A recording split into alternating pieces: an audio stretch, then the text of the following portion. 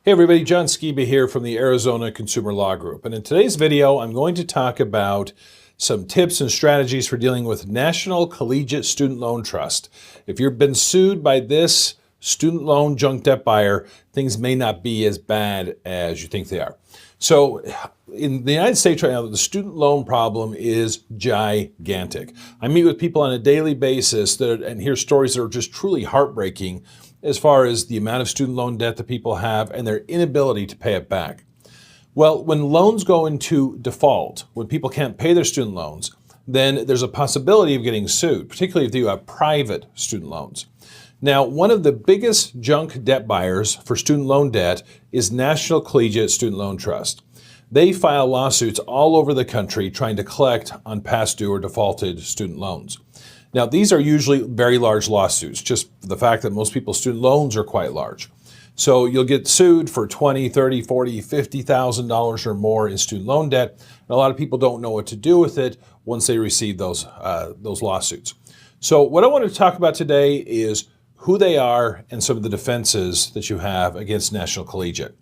Now, as I said, who they are is they go out and they purchase in huge volume, or they have transferred in huge volume old charged off student loan debt. And their business model is that they're going to sue you for it.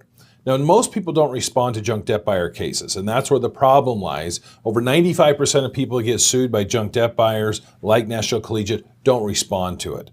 If you don't respond to it, then the court will enter a default judgment and not only give them everything that they're asking for, they're going to give them usually attorney's fees, court costs, and everything else on top of it. So it's important if you get sued by National Collegiate that you respond to it. And the reason why is because you have some pretty good defenses.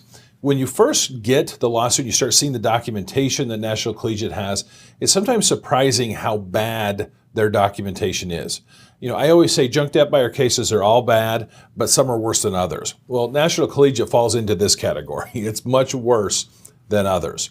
As you look through the documents, you're going to see there's nothing really that shows that your particular account was transferred between numerous entities that led up prior to National Collegiate Student Loan Funding claiming ownership of it. Not only that, they have some problems with the company that they use to service their accounts. There's a company called Transworld, Inc., and what their relationship to National Collegiate Student Loan Trust is that they usually service the accounts and they even testify on their behalf when it comes to litigation in a trial type setting.